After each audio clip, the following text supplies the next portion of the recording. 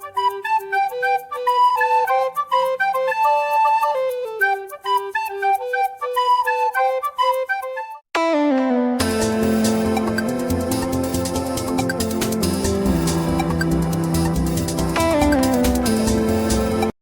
guys! For today's video, we are going to make a DIY bird accessories.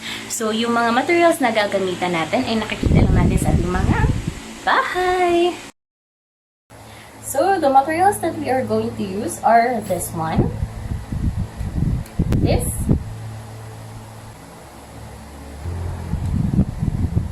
and this.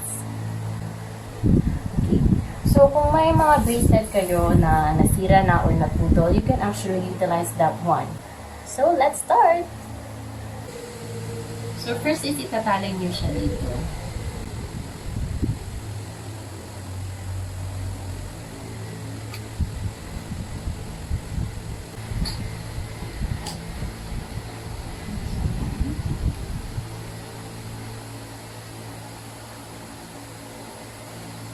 So second, insert the beads into the wire.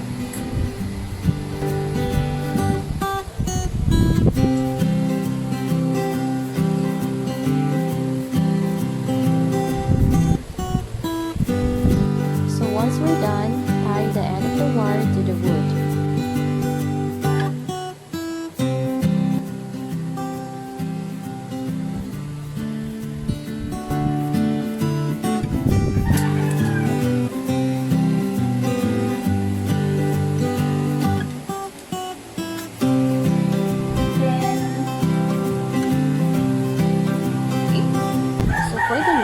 Get the smaller wire,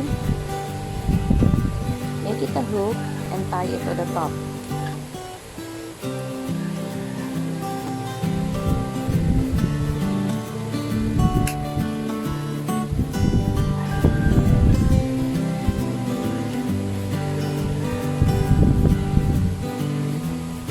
Finally, it's done! Ta-da! So, hi guys! Ito na po yung finished product natin. Ayan. Okay. So, you can actually make it longer if you want or shorter like this. So, ito. Ayan. Okay guys, for the second accessory that we are going to make is this one. Okay, for the materials, all of these materials are recycled. So, nakikita po natin sila sa bahay natin. So, first, let's start off this one. Okay. Actually, dalawa po yung tubo natin. Yung isa kasi is very short. So, ginawa natin dalawa para we can combine the two to make it longer. So, the second one is this. Ito po yung gagamitan natin, pangkabit ng dalawa. So, ilalagay po natin sila sa ilalim ng tubo so we can combine the two. And, next is ito po. So, ito po siya, is tira-tira na po siya. Ito po yung ilalagay natin dun sa gitna. So, these keychains are hindi na po nagagamit. So, inutilize ko na lang po sila so we can make use of this. So, okay. So, first na gagawin natin is ikakat po natin yung edge para magiging smooth sila once we combine the two.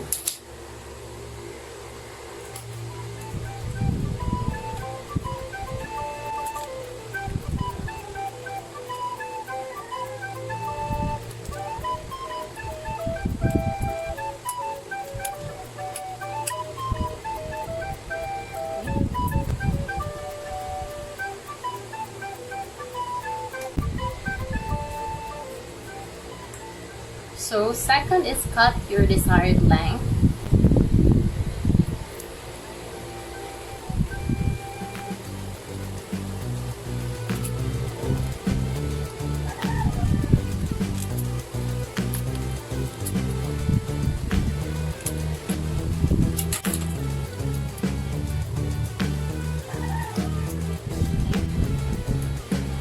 Third is combine the two. So we will use this so we can combine the two.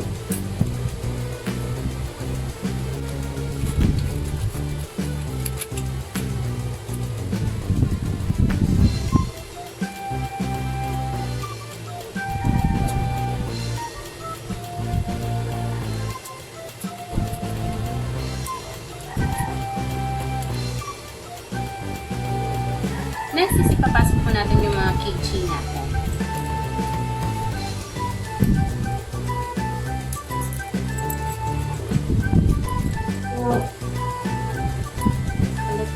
So next, ikakabit po natin yung magiging hook natin.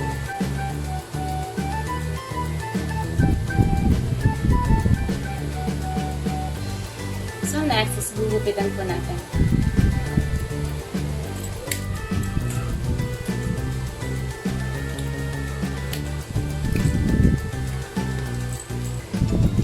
Next is itatago natin sila sa ilalim.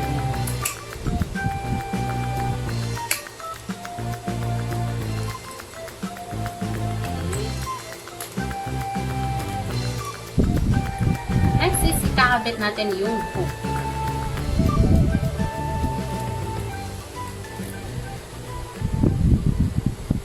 Okay?